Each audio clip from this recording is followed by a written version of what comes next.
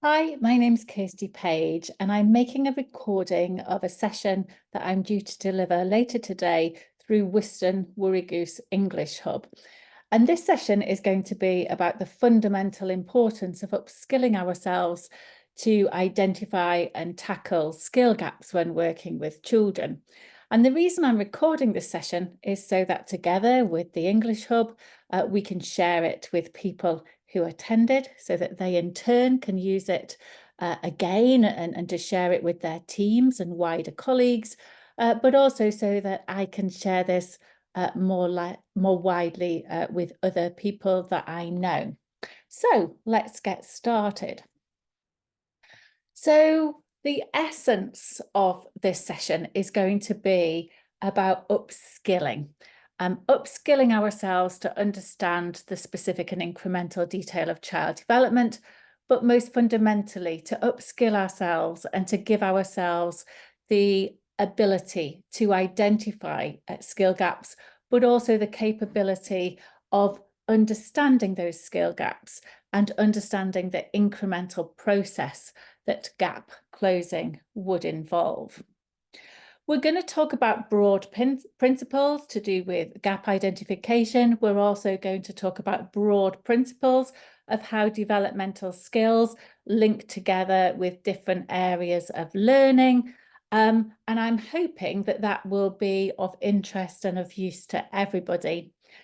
We're also going to reflect on the current situation that we're in and the world of education as a whole. And we're also going to consider what we actually need to move ourselves and in turn our children forwards in this area.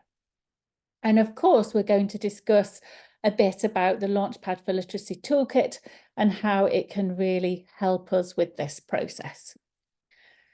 So let's start at the very beginning. And as always, it's very useful to start with what we already know and our current position.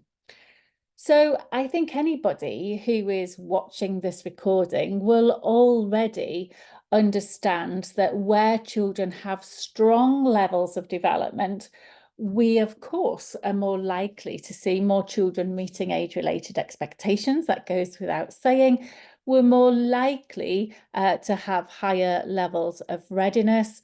And we're also going to find the whole teaching and learning process, the learning, the retention and the progression much easier. And dare I say it, we're also going to get better data if our children have stronger starting points before we even begin the teaching and learning process.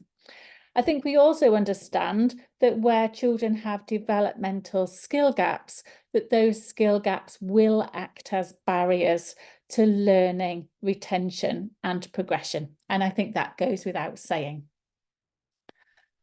The other thing that I also want to say right at the beginning is that people within schools, but also outside of schools, even within the early years arena as a whole, we're all under huge pressure to tackle skill gaps. And those could be skill gaps relating to deprivation. They could be skill gaps because certain children are classified as being within a particular vulnerable group. And more recently, of course, we've all been under a lot of pressure to tackle the gaps that have resulted from COVID and the impact of lockdowns.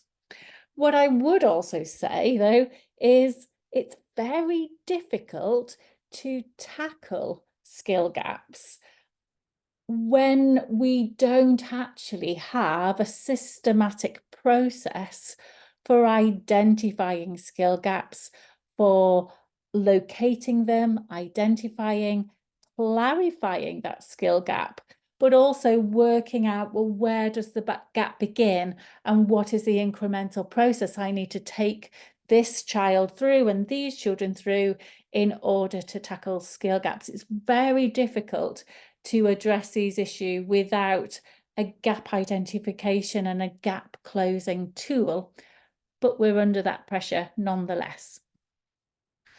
Let's start with also some more positives. And I think the EYFS reforms relatively recently, it seems recently, it's not that recently actually, which is now our current EYFS curriculum, if we work in England, puts child development right at the centre.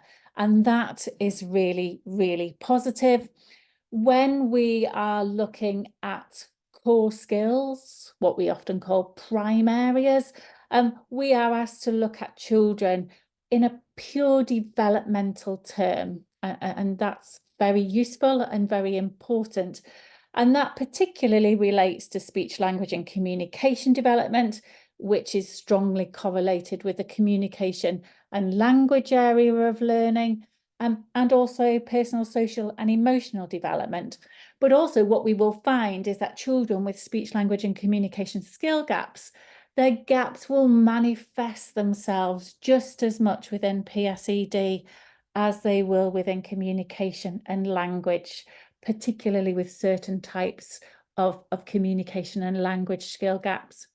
And we're also asked to look at children in pure developmental terms in relation to physical and motor development. And when we are noticing children with skill gaps, and when we're looking at children in pure developmental terms, we tend to talk about children meeting age-related expectations or not meeting age-related expectations. And where children are not meeting age-related expectations, we are supposed to have a clear idea about what those children need and what we are going to do in order to move that child and those children towards age-related expectations. And it's important that my whole team understands and is able to articulate and deliver that understanding, that this is not just the realm of leadership, this is about the whole EYFS team understanding child development and what we're dealing with, particularly in relation to those children who are not meeting age-related expectations. And although I have my developmental checkpoints, if I'm using Development Matters, you know, and they're great, but they are just a starting point. They are a helpful way of helping me decide who is and who isn't meeting age-related expectations. But I need to do much more than identify which children are not meeting age-related expectations. I need to be able to establish why that child is not meeting age-related expectations. What is the main barrier? What can they do? What do they need to do next? So although the developmental checkpoints are strong, they are just our starting point to begin to think about children in more detail. And when I begin to think about children in more detail, I definitely need something a little bit more than a broad developmental grid that tells me brief statements. By children should be able to say this, by 3 they should be able to say this, by 4 they should be able to say that. Those broad developmental grids are useful and they can be part of my and my wider team's CPD, but they don't really help me identify gaps that are acting as barriers, and they certainly don't allow me to backtrack and establish what a child can do and what they would need to do next in order to move forwards. Moving away from thinking about pure development, when we're beginning to think about what we see more as formal learning or curriculum areas, we tend to talk about ready, children who are ready versus children who are not ready. And that's very much kind of that shift in terminology, but really what we're doing is we're doing the same thing. We're talking about children with strong age-related expectations being ready and children who present with skill gaps being not ready. And the children we initially identify as not ready tend to be those children with much more obvious, much more significant skill gaps, so that we can overtly see at the start of reception that there are issues with readiness. But often what we find as well through that first year of formal learning, that there will be another group of children who initially we thought were ready, but it becomes apparent that they're finding certain types of learning problematic, or they're not making as much progress as we expected, because again, they have skill gaps, but maybe at the beginning of the year, those gaps were more discrete, they were hidden, they were less obvious, but those skill gaps are still acting as a barrier for progression and for learning for that child. So let's investigate our current situation and how the powers that be advocate that we should deal with these issues that we face. When it comes to speech, language and communication development, of course, that is at the centre of the EYFS curriculum. But when we are identifying children with speech, language and communication delays and needs, the powers that be and often or normally will recommend that we implement an isolated intervention programme. And if we look at the EEF guidance, they will direct us to certain isolated intervention programmes. Now, my background and my main background is as a speech and language therapist, and then more latterly as a teacher. I'm just going to kind of highlight some issues that I have with this plan of attack, and some of the issues that leaders and people working in schools and settings also face when they try to pursue this route. First of all, as an ex-speech and language therapist, I find it quite confusing and difficult to get my head around this notion that we can identify children who are not meeting age-related expectations, and we can be expected to move all of those children on by delivering the same activities to all those children, when in reality, those children will have skill gaps located in different areas of speech, language and communication. And even when two children have a skill gap within the same developmental area, chances are they're going to be at a different level of success and therefore have different next steps. So that's kind of one of the main reasons I find that one-size-fits-all approach to intervention pretty problematic. I also feel that by delivering these programs, we are isolating this notion of intervention. That intervention becomes something that we deliver away from the rest of learning, away from the learning environment, and isolated from all of the stories and resources and wider learning that is going on within our setting. So again, that's something that kind of we have to consider. And also, in reality, many of us will have concerns about 50% of our children in relation to speech, language and communication development, and have concerns that 50% of our children have some level of skill gap in this area of development. And for some of us, we are concerned about more than 50% of children. And when we're thinking about isolated interventions, they generally work on a model where one adult will remove and work with groups of 5, at most 6 children at a time.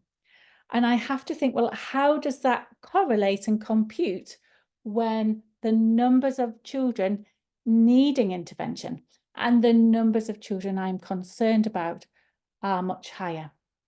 I also need to acknowledge that the children I am most concerned about, the children with my most significant needs, my children with more significant communication and language issues, will not be ready for or able to tolerate building skills within adult-led groups. So again, I've got to think, how am I going to address those children's needs? This model also is quite consuming in terms of adult staff and adult time. And also, if a member of my team is consumed with delivering lots of isolated interventions, then chances are I'm going to have less staff able to interact and work with children within the wider learning environment. And I have to look at the implications of what that means to the children when they come back into the setting, but also the children who are still learning and working within the setting whilst one adult is removed with a smaller group of children. So moving forwards, in an ideal world, what do I actually need? Well, really, what I need is I need a longer term, more sustainable approach that will allow me to deal with the larger number of children that in reality I probably have. It will need to be more conducive to my team, involving all of my team and not become so consuming in terms of adult time. And in an ideal world, what I really want to do is embed interventions into our interactions, into our targeted practice, where gap closing and interventions are embedded and woven in to the entire teaching and learning process. And in reality, acknowledging that language is not learnt in isolation. Language is learnt by children within the give and takes of interactions, the give and take of play, the give and take of our daily routines, within our stories, within our focused activities. And that really I want to weave in and embed my interventions into that whole process, bringing all of my team on board. When it comes to readiness, so as we move to think about kind of more formal learning, let's think a little bit about our current situation before we think about possible ways of moving forwards. And at the moment, even though child development is supposed to be at the centre of our early years, when it comes to literacy, which obviously in the early years, particularly in England, is very phonic heavy, we generally have a one-size-fits-all approach to preparation, where we have to create opportunities to deliver certain activities to all of our children, do a bit of this, do a bit of that, do some listening, do some blending, build these skills, do it in the same way with all of your children, and then all of your children will be ready. In reality, it's a little bit more complex than that. And in reality, what I need is I need a way of factoring in different children's starting points, factoring in children's skill gaps, and factoring in children with more specific and significant needs, while still being mindful about progression and working our children towards points of readiness. When children do enter the year group where we start to deliver more formal learning, in the current situation, even though we are often talking about children not being ready, for the vast majority of children, we are really asked to ignore that not readiness and just begin anyway, when actually what I actually really need to do is, of course, I need to teach my phonics and my wider literacy consistently and well. But what I really need is I need that ability to clarify and quantify what not ready means for different children. We'll talk a little bit more about that soon. And where children have issues with readiness, or when I have that other group of children that I thought were ready, but are struggling for some reason to make the level of progress that I expected and that they need to make, then in the current situation, Generally, our interventions are made up of a diet of more and more of the same. So delivering the same teaching, but more often. Delivering the same teaching, but within a small group, and sometimes even on a one-to-one. And where children continue to find it problematic, I might also pad out that diet of more and more of the same with an off-the-shelf intervention programme, where again I move back to that model of throwing the same activities at all of my children in the hope that this helps. So let's think about what we actually need to move on from this situation and to get to a point where we can consider all of these things in a bit more of a detailed way.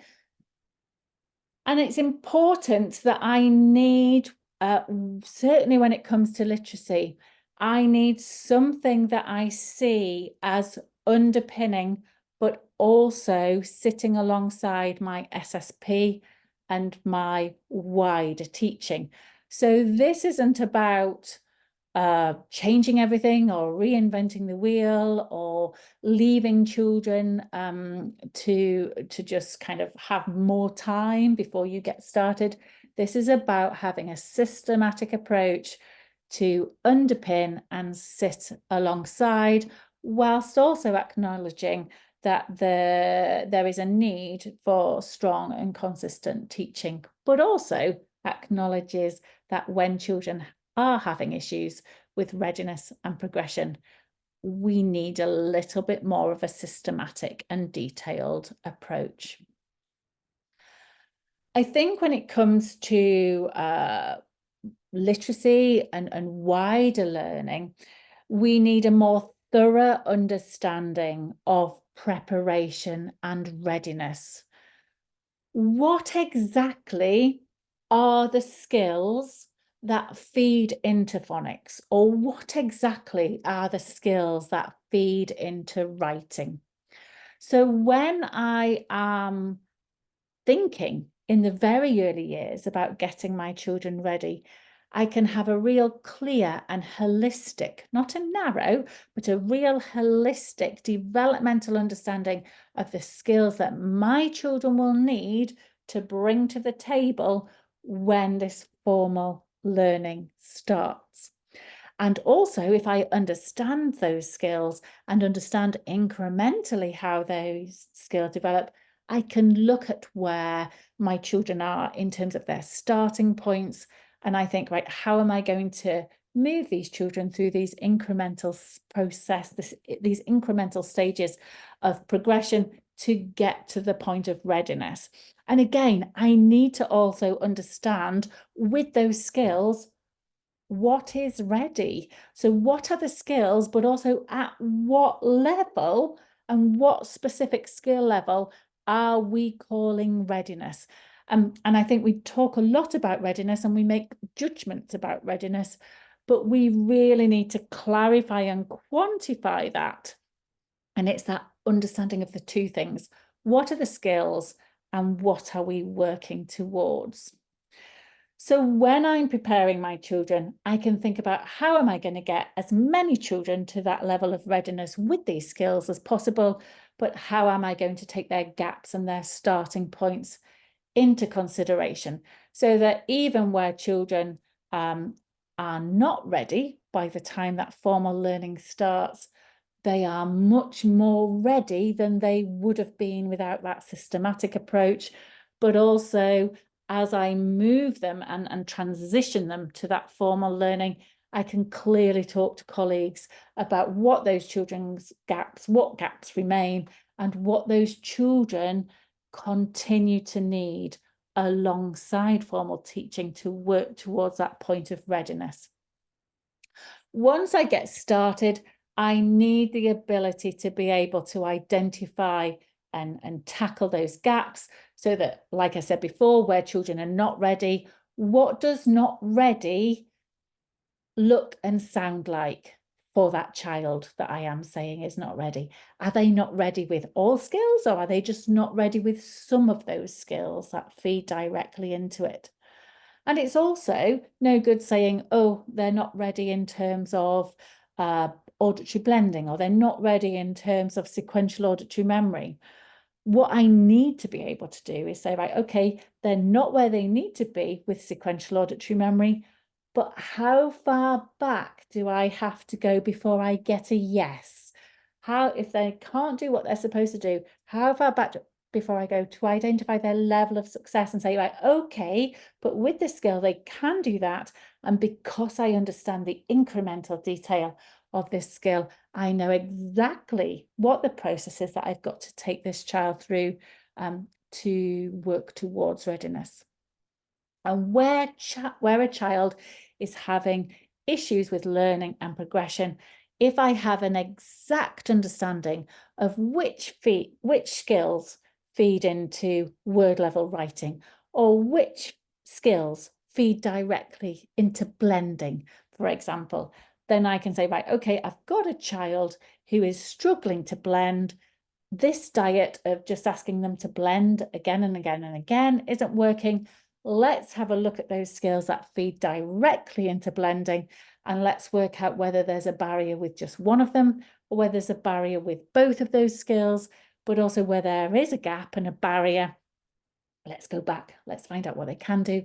So it's that same cycle of gap identification and gap closing that is about locating the gap, but it's also about having that ability to go back, establish a level of success, but also that incremental understanding gives you that route that gap closing would involve.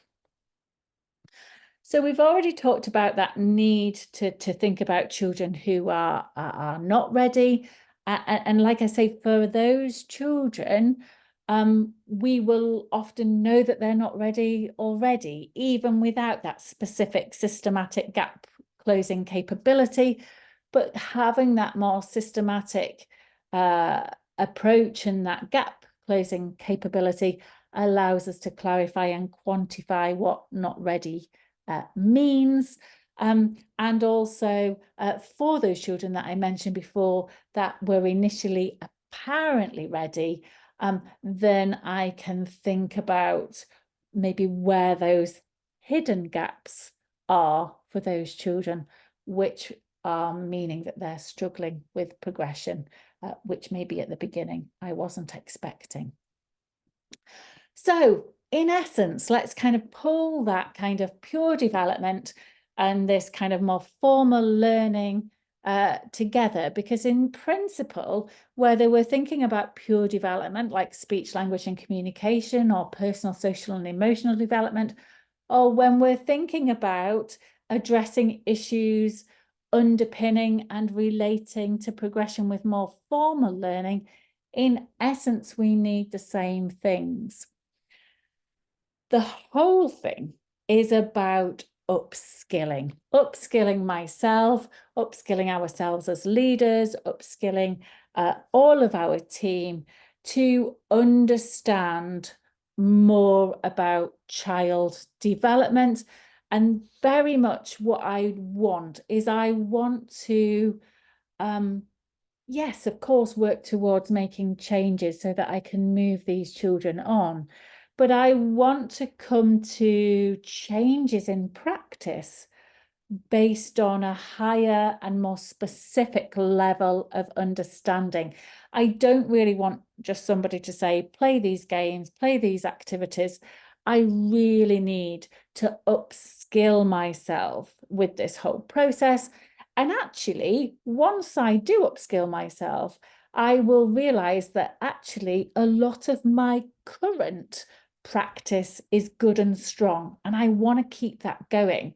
But what I will start to do is I will start to tweak my practice, do a little bit more to work on certain skills, go back a bit with certain children in order to move them forwards, do a little bit more of something that I already do, but I realize I need to do more of that. So again, to move forwards, I need to tweak and change my practice, but I don't want to get rid of everything that's good and strong already. But when I do tweak and change my practice, I want that to be as a result of the upskilling process. And I need to upskill myself and my team to understand the specific and incremental detail of child development. And that will help me with all children, but it will particularly help me with children with skill gaps, understand what all the different skills are, but also within each skill, how do they incrementally develop? And by having that understanding alongside an understanding of what skills should children be able to do at certain ages, I begin to give myself and my team gap identification capability. With this skill, this is the age-related expectation. This is what children should be able to do. This child can't do that. Let me go back and let me establish a level of success and then understand the sequence. And from that sequence, I can set next steps and then think about how I am going to work this child towards those next steps. And that process of gap closing is really fundamental.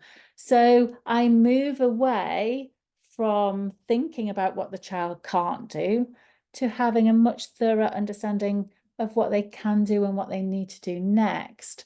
But also when I'm embedding interventions and weaving gap closing into the teaching and learning process, I move away from just doing more and more of the same and more of what the child needs to be able to do, but actually can't do. And by taking that developmental plan of attack, I will move my children much more rapidly towards being able to do something than if I just ignore the gap and carry on regardless. What I also need to do, though, is to correlate child development with learning so that I understand child development, but I also understand what skills feed directly into phonics, what skills feed directly into writing, what skills feed directly into reading comprehension. So that if I'm thinking about preparation, I've got a clear kind of idea about what I'm trying to achieve. Or if a child is finding something problematic, then I have a clear idea of which skills I need to look for barriers in. And within all of this, I want a bottom-up approach so that if I am working as a leader within a school, I have this notion of a bottom-up approach where we have that developmental understanding, but we also have that ability to identify and tackle gaps as soon as possible so that I have children with less gaps, or less children, should I say, with gaps. And where children do have gaps, those gaps are not as extensive as they would have been as I move them up the school. And then where gaps are ongoing, I have that systematic ability to identify and tackle those ongoing gaps which are acting as barriers. Now, for those of you who are working in nursery schools and settings, then of course that kind of movement into reception and Key Stage 1 and beyond is not something within your jurisdiction. But if you are just dealing with the bottom part of the bottom-up approach, then my goodness me, that is very much the most important part. So what we're going to think about for the rest of the session is those principles are great, but if we want to have this upskilling, if we want to have all this understanding, where are we going to get it from? And one of the sources of that upskilling and that gap identification and gap closing capability that lots of people use will be the Launchpad for Literacy Toolkit. So we just want to explore that a little bit more as we work towards the end of this session. And what we're going to do is we're just going to think a little bit about who it can help us with and what it can help us with, which is always a good rationale. So let's start with the who.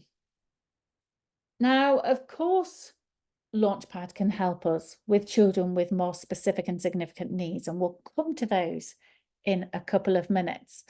But what I also want to talk about first is that within all settings and within all schools, there will be children who will present with skill gaps that are either causing an educational concern now, or at some point those gaps will start to act as barriers, and they will begin to cause an educational concern at some point in the future. But some of these children will not have a specific and significant need. Some of these children will not meet referral criteria for outside agencies, but their gaps are developmental and they will or are already causing educational concern.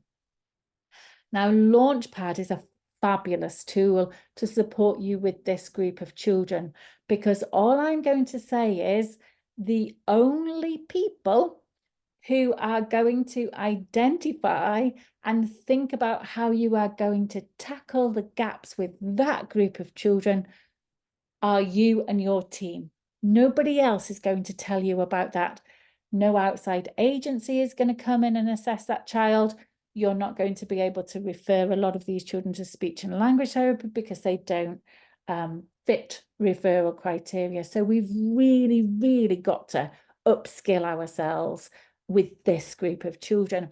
And the positive news is, because these children don't have specific and significant concerns, if we put that effort in to gap identification and understand the process of closing gaps, children within this group can make really rapid progress, and the impact that gap identification and gap closing capability has can be massively positive for this group of children.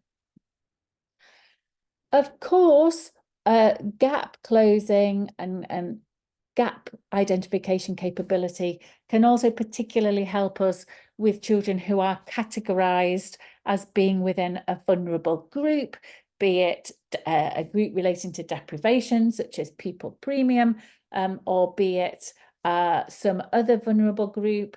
And again, it's very difficult to have a blanket strategy, a blanket approach, because every child within that vulnerable group is an individual. And so if I think about my more disadvantaged children, then I have to think for each of those children, what impact has coming from a more deprived home had on you? And for different children, the impact will be different. For different children, there may also be a more specific and significant need sitting alongside that deprivation. So I have to clarify and quantify what the skill gaps are for those children, what their skill strengths are, and then for all of my children, but particularly children within this vulnerable group, how am I going to support moving these children forwards by utilising their skill strength, but also by addressing their skill gaps. Now, we've already mentioned children with more specific and significant needs, but of course these children will have developmental skill gaps, because that's part of the reason why they've got more specific and significant needs. But also many children classed as having specific and significant needs will also have skill strengths, and I need to understand not just the gaps and not just the gap closing process, but also the strengths, so that I can utilize those within my quality first teaching strategies. I can utilize those within my interventions for children. So Launchpad can really help us as well when children are classed as having more specific and significant needs. And certainly one of the issues we have in the early years is identifying which children have got more specific and significant needs and which children have got educational skill gaps, but not because of a specific developmental difficulty. And Launchpad can really help me understand that, but also have make much more informed and confident decisions. And three things in particular that it helps me with when it comes to children with more specific needs is it helps me really quantify the level of the mismatch between a child's stage of development and their age-related expectation. And obviously, the more extensive that mismatch between stage and age, the more concerned I'm going to be, and the more likely I am going to be thinking that this child has a more significant need. Launchpad also allows me to identify patterns of disordered development. So when a child has delayed development, they're developing a skill as you would expect. It's just their rate of progress might be slower, but also their stage of development does not match their chronological age-related expectations. But with delayed development, the skill is developing as would be expected. With disordered development, we see unusual patterns of development. So it might be that a child has got quite spiky developmental profiles. They've got significant gaps with some skills, but then skill strengths with other areas, which you wouldn't normally see in child development. So again, that can help me think about disordered development.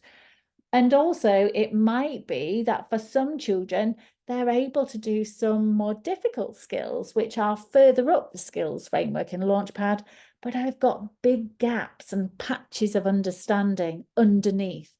And again, you wouldn't find that in the usual pattern of child development.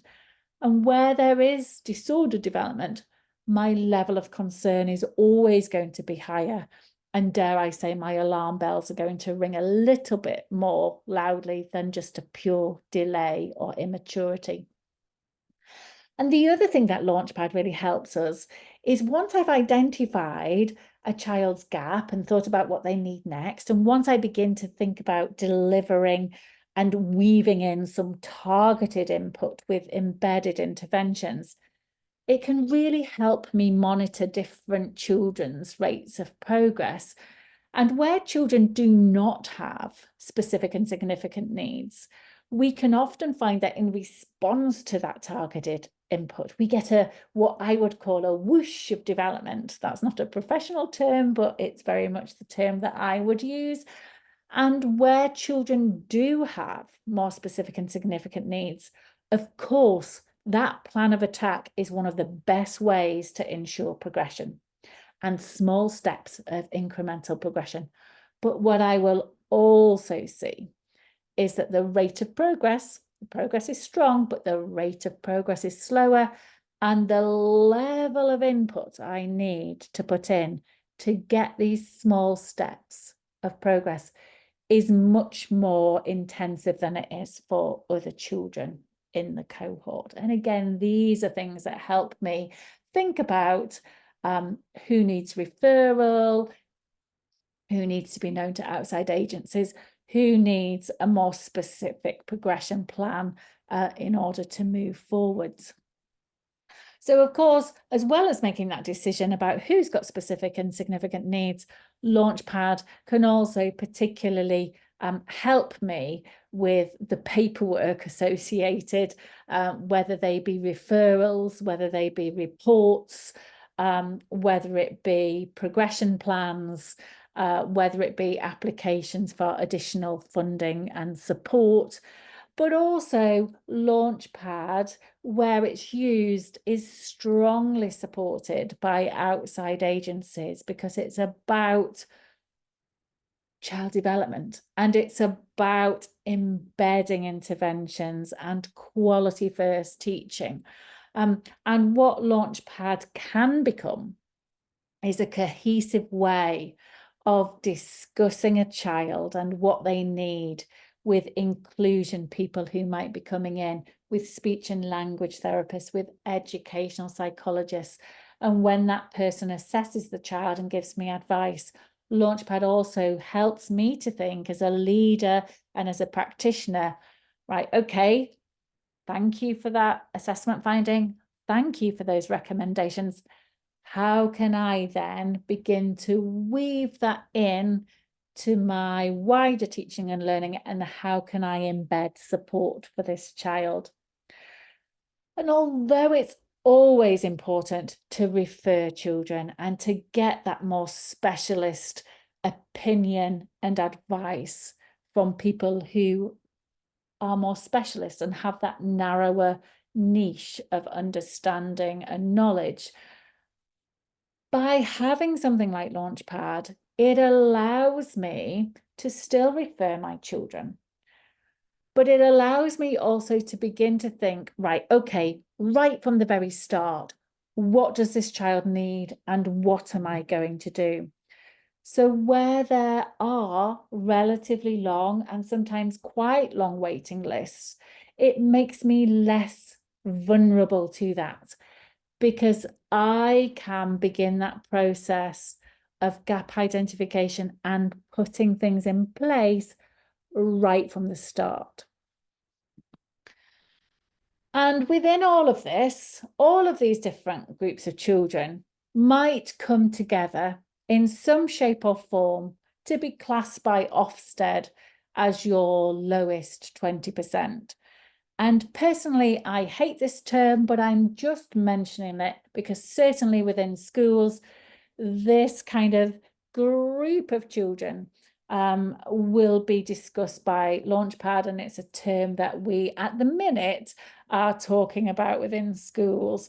And Launchpad will support us to think about what the gaps are for those children, what the skill strengths are, but also how are we going to have a greater understanding of what the barriers are, but also what the children need, and how are we going to deliver that, and how are we going to ensure that children classed within this group are making progress, and Launchpad can greatly help there. So that's a little bit about the who, but also outside of the who, Launchpad, of course, will help us with all young children, but it has different applications. So your Launchpad is a really flexible toolkit, and it's very different from things that we're probably used to at the moment. So if we think about those isolated intervention programs that I mentioned at the beginning, those intervention programs generally are a set of activities that are delivered for one reason in one way. If I think about my SSP, which is what I have in order to teach my phonics, again, it is one thing delivered in one way for one purpose, which is the systematic teaching of phonics. Launchpad is really flexible, so it can be used in different ages, for different ages, so and across different stages. So it can be used in my 2-year-old provision, it can be used in my 3 to 4, it can be used in reception, it can be used in Key Stage 1, and in some cases beyond Key Stage 1. And as well as being able to be used for children of different ages, it can also be used for different reasons, which I call applications. And I'm going to talk a little bit more towards the end of this session about what the different applications could be for using Launchpad. So I think if people have Launchpad and they have it for a while, in the longer term, they use it in different year groups, they use it in different phases if they are in a school. Different leaders and different teachers and practitioners might use it in slightly different ways, either to work on the same application. So if I'm working on phonic readiness and progression, How I use it in nursery will be very different from how I use it in year 1 and year 2, but the application would be the same. But again, longer term, I might use it for a few different reasons, and that's fine. The flexibility is there to allow you to grow with it as you have this ongoing cycle of upskilling. But I think when you get started, it's really important to choose an application that you want to focus on first. And the question you need to ask is, what do we want Launchpad to support us with? Who do we want it to help us with? And what exactly is it that we want to help us, that we want Launchpad to help us with? And it's very, very important that what you want Launchpad to help you with needs to be something that you are already doing, an issue that you are already tackling, and Launchpad just comes in to support you and allows you to tackle that issue with more incremental and specific detail, and gives you a much more systematic approach to dealing with that issue. Or the application that you choose Launchpad for could be something that is on your agenda for something that you are wanting to tackle. And as you begin to tackle that alongside, you bring in Launchpad straight away to give you that more systematic plan of attack moving forwards with that issue. It's really important that you have an understanding of why am I taking on the Launchpad for Literacy Toolkit, so that you understand that Launchpad is a supportive tool. It's a supportive tool that is there to give you that incremental developmental understanding, that gap identification capability, but that it's a toolkit to support your decision making and your thought process about what children need and what you need to do about it. And that's really important, so that Launchpad is never seen in isolation. Launchpad is never seen as something in its own right. And my whole team needs to understand this rationale. Launchpad should never be seen as something separate, something in addition to what we're already doing, and we're already too busy, and oh my gosh, now I'm being asked to fit something else in. Launchpad is not about that. But the other reason the application is important is because it greatly influences how I'm going to use the toolkit, which CPD I'm going to watch, which parts of the skill framework I'm going to pay attention to, and what we're going to put in place and what we're going to think about as we move forwards. So that there will be elements of the toolkit that I don't look at in the beginning because they relate to a different application. There might even be whole skills that I'm not concentrating on at the minute because I'm going with this rationale, I'm going with this application first, putting things in place, and maybe a little bit further down the line will broaden out. But I need a route into Launchpad, and I need a rationale, and I need a focus first. So let's think about what some of those most common applications are.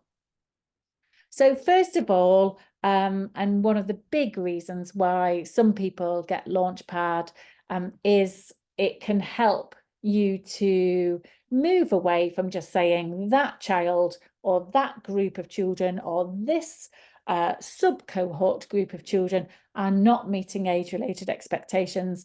And Launchpad can really help me with those children to unpick them, and also to think about, well, what is the main barrier? And once we've identified what the gaps are and the main barriers and what children can do and they need to do next, right, how are we going to put that into our practice? What are we going to do about that? And also, how am I going to embrace my current practice and make those tweaks and adaptations accordingly, because I've got that more systematic and more detailed understanding now of what my children need.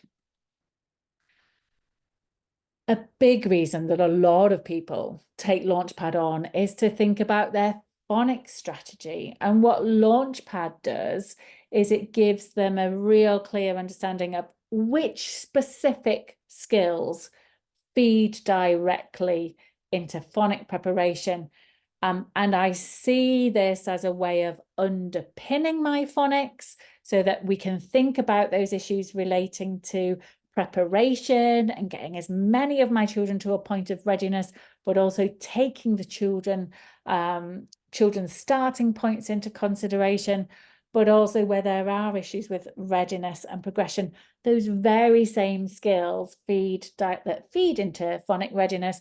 It will be gaps with one or a few of those skill strands that will be causing that issue with readiness and progression for my slightly older children. And of course, Launchpad will allow you to understand existing phonic preparation in more specific and incremental detail. So of course, it includes things like auditory discrimination and phonological awareness.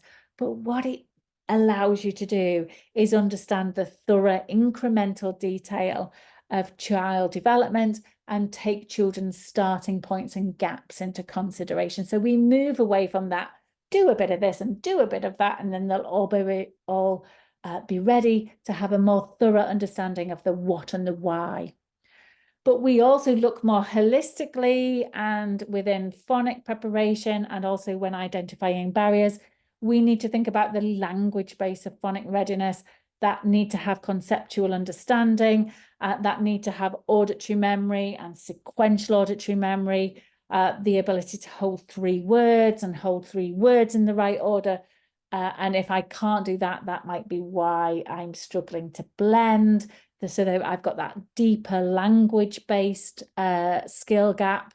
But also the poor area of child development, which Launchpad asks you to consider, is children's visual skills and visual readiness, as well as fine motor, which funnily enough is pretty important for letter writing and letter formation and word level and later writing as well. Some people choose Launchpad to look at reading, either reading as a whole, or they might just look at the reading elements of phonics. But where they potentially want to look at wider reading, it's really interesting when thinking about skills to think about reading as complex. And we need to think about the skills that children need to be able to decode. And of course, some of those will be phonic skills, but I also need to have word level reading. And that word level reading will allow me to move into reading fluency. But whether I'm reading fluently or not, the other set of skills that need to come into the equation, sorry, really loud thunder in the background. I'm not sure whether you'll be able to hear that, but I'll carry on anyway. The other skills that come into the equation will be those language skills that support reading comprehension. So we can see that working on reading is much bigger than just phonics. So of course, we've got that phonic element of Launchpad and the phonic skills that feed directly into reading. We've got those higher level visual skills that support word level reading and reading fluency. And then we've got those language skills that support reading comprehension, that ability to understand vocabulary, words having multiple meanings, that sequential auditory memory, that language processing capability, but also those higher level language skills that will allow children to infer and to predict. And so often what we see in Key Stage 1 is children who have always had language gaps. They begin to get flagged up and identified as having reading comprehension problems. And yes, they do have reading comprehension problems, but those reading comprehension problems stem from language gaps that were there from the start. Do we do enough to prepare those skills? Do we do enough to identify children who have got gaps with these skills before they actually hit reading comprehension?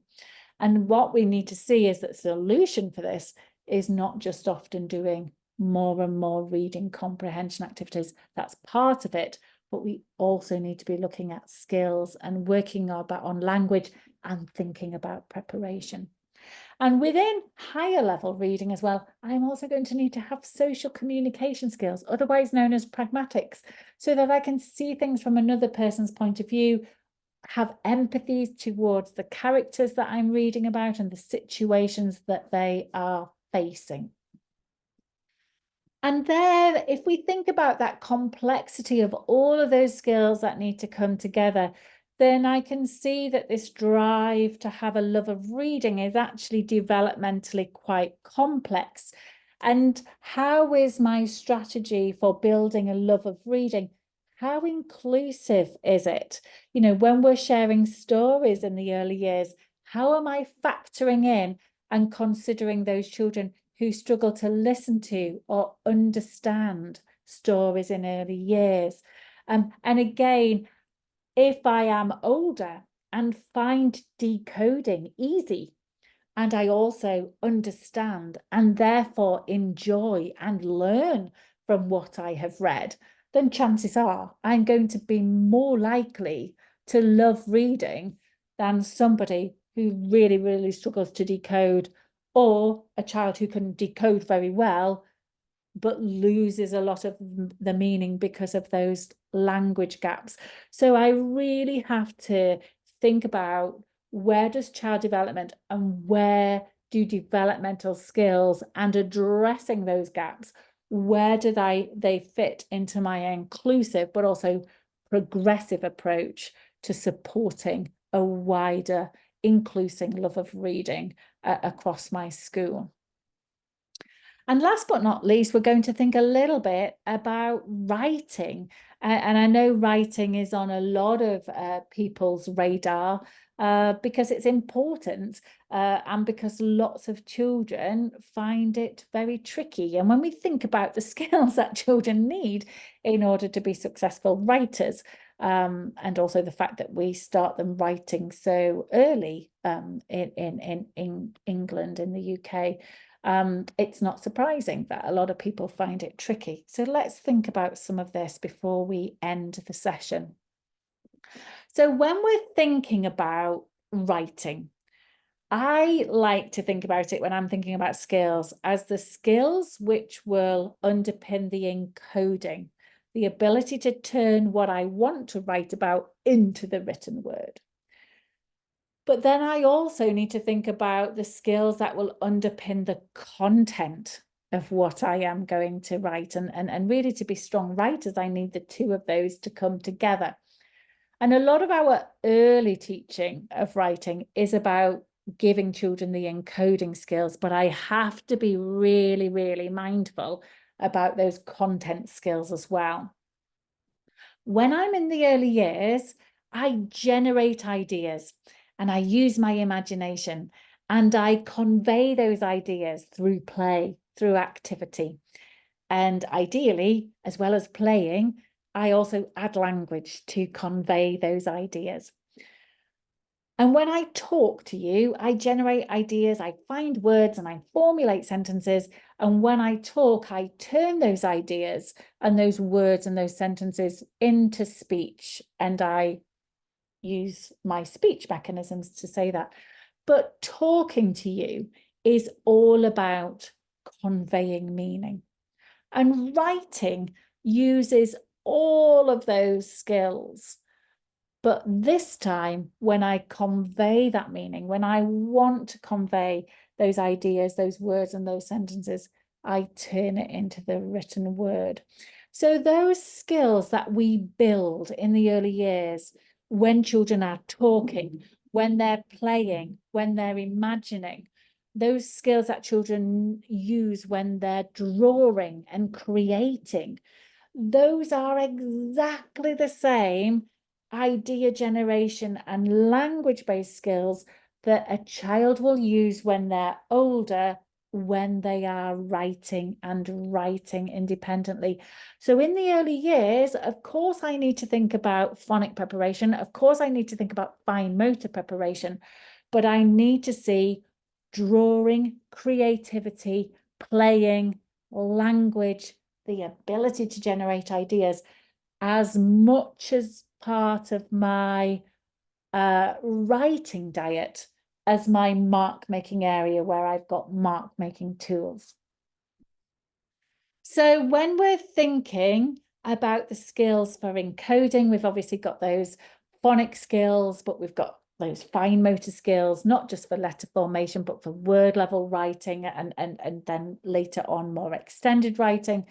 I have to have visual skills so that I can remember what letters look like, but I also need higher level visual sequential memory skills so that I can remember what words look like and the sequence of letters within a word. And a skill that comes back again and again, that's so important, is this notion of sequential auditory memory, the ability to hold sounds, to hold words and sounds at the same time. And that's a fundamentally important skill for so much to do with learning and so much to do with child development, that children who have got gaps with that, we can find that educationally it has an impact on them in lots of different ways because it keeps coming up as being such an important skill. When it comes to content, we've already mentioned that quite a lot, but I'll just run through that again. It's in realizing that imagination, that creativity, that ability to generate words and ideas, that ability to obviously have language skills, that vocabulary, not just nouns, but verbs and descriptive vocabulary, and to be able to formulate those together into sentences, and then to also be able to sequence sentences together.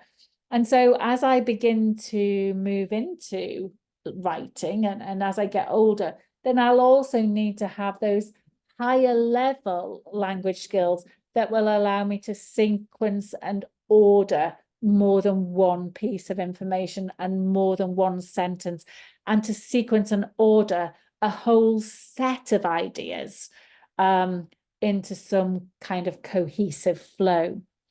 And to support that process, we wouldn't think it, but I'm also going to need that pragmatic, that social communication skill that will allow me to think about the needs of my reader. If I'm writing, if I'm talking, the needs of my listener. If I'm writing, the needs of my reader, so that I can not just understand things such as the needs of different audiences. But if I'm trying to write about something to you, for you, then what I want to do is I want to name my topic and give you the broad detail before I give you the minor detail. What I don't want to do is go in straight in with the minor detail when you actually are not really clear what or who I am talking or later on writing about. And that is all about higher level social communication, which comes in as we move on with writing to be really important.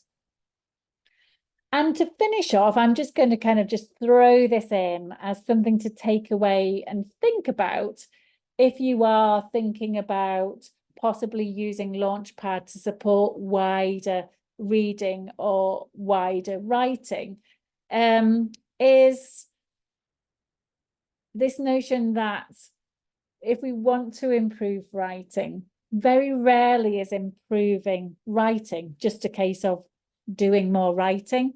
And the other thing that I want us to think about as well is if we are thinking about a bottom-up approach, I think we are all really already thinking about phonic preparation. But if I'm thinking about longer term and more sustainable solutions in my early years, how systematically do we actually consider the skills And how systematically do we prepare the skills that feed into wider reading, things like reading comprehension, or how often do we prepare the skills that more broadly feed into writing? So I'm just going to leave that one with you because I think these are useful things to consider. So thank you very much for your time. I hope you have found that useful.